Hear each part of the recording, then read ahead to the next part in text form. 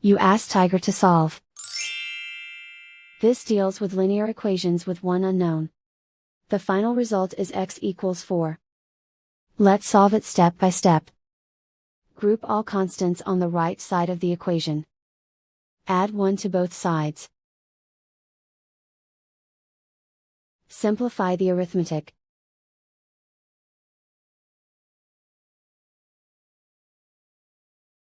Isolate the x. Multiply both sides by inverse fraction 4/3.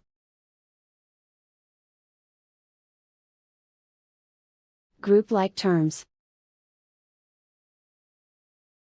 Multiply the coefficients. Simplify the fraction. Multiply the fractions. Simplify the arithmetic. And so the final result is x equals 4.